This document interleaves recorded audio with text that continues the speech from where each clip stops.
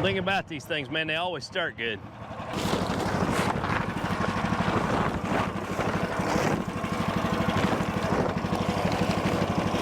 Well, hey there, hobby homesteaders. Welcome back to Peaks Peak. My name's Lucas, and we're sharing our hobbies here on 38 acres in eastern Kentucky, and today is a cleanup day. We had some storms come through while we were out of town, and I've got a lot of branches down on the trails. That's one of the things that this MechMaxx P4206 is going to be great for. It's a 6-inch chipper that we can hook onto the back of our side-by-side, and we can take it around the property and clean up.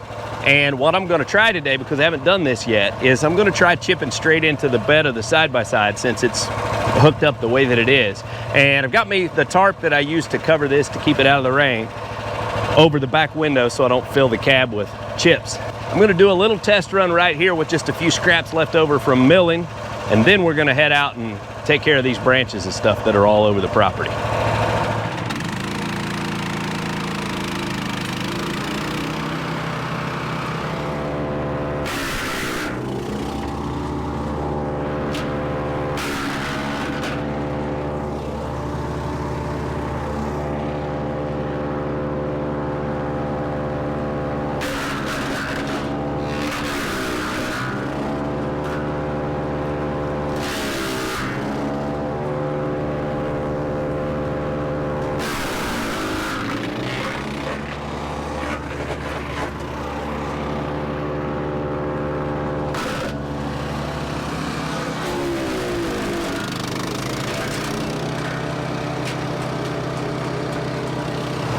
Now I will tell you, a wood chipper is one thing that you definitely want to wear your safety glasses and your ear protection. And right now I've got in noise canceling earbuds, which is what I usually use for ear protection. But I will also tell you, I take a lot of flack for not wearing ear protection, and I probably don't wear it quite as often as I should. But I will also share with you that I've got this feature on my watch that notifies me when sound decibels reach above 90 decibels. And it warns you that you should put on hearing protection and you can have damage if you stay in that environment for very long. And I use that to determine whether I'm gonna wear them or not, because I'm not a huge fan of having something in my ears all the time, especially when it's hot out, or big ear muffs and all that kind of stuff. So when I can get by without wearing them, I do. So typically I can run a few of the tools that I run without it setting off that meter, and so I run those without worrying about it. But when my watch goes off and reminds me that I'm above those levels, I try to grab my earbuds and put them in. I've got a few scraps over here by the mill I want to clean up, and then we'll head on out and grab those branches.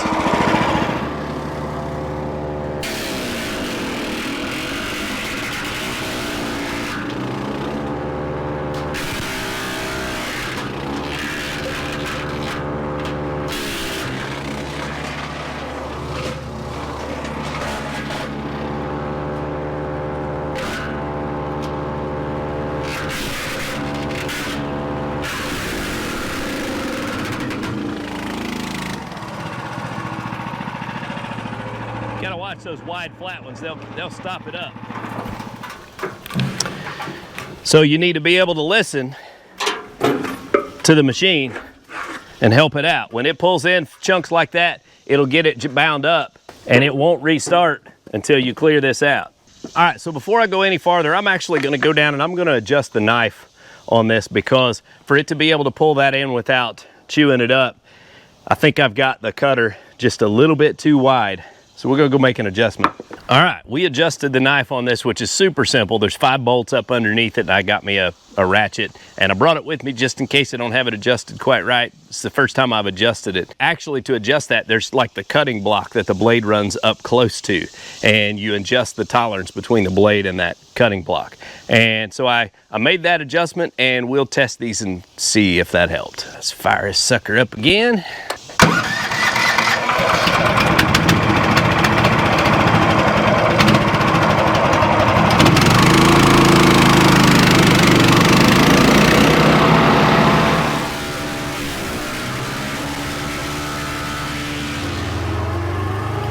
Get to work, boys.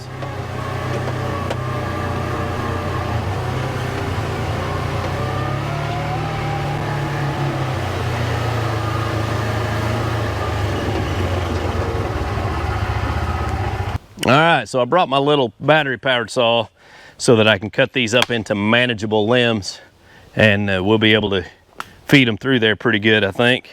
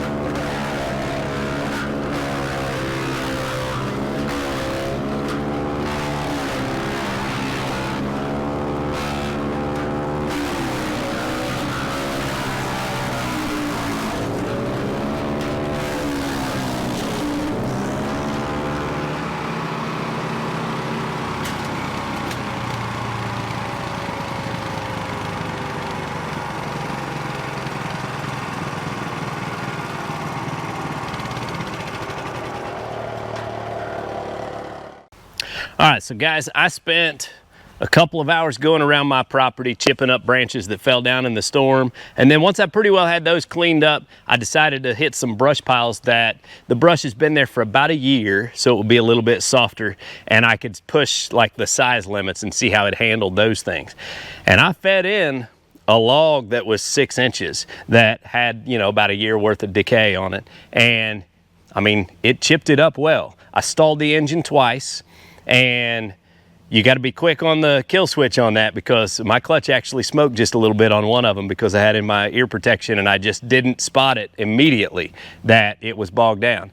So got to pay close attention to that. But all in all, this chipper does a really good job, and it's actually even doing better now that I adjusted the blades on it, and it's pulling the branches in better. So if you, like, I carried my battery powered saw with me, and if you cut them into branches that are not going to stick out much wider than the chute to slow it down, then it will draw those branches in. Like the 1 and 2 inch branches, it just eats them up, and those work really well. Some of the bigger stuff, you want to kind of hold on to it and meter it, because you don't have a hydraulic control of how fast it's feeding, and you can bog the motor down if you let it just keep pulling everything that it can pull. Now, in terms of setup, I actually just took the tarp that I used to store over the top of this to keep the rain off of the engine, and I put it over my Artilian tool rack on my Kubota side-by-side, and that made the perfect catch-all for the wood chips. I was able to shoot them directly into the bed, and I lost very few. We had some dust on the ground where we were working,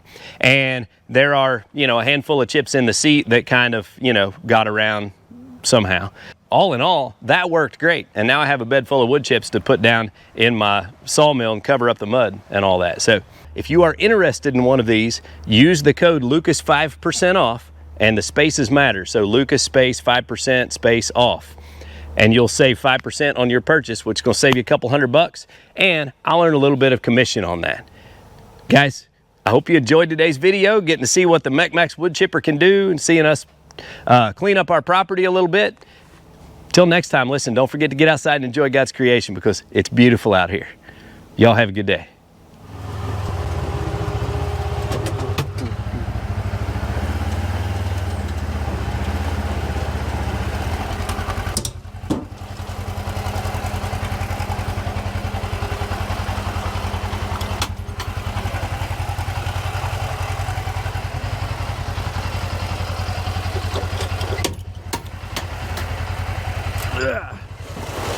It's heavy too. Nice.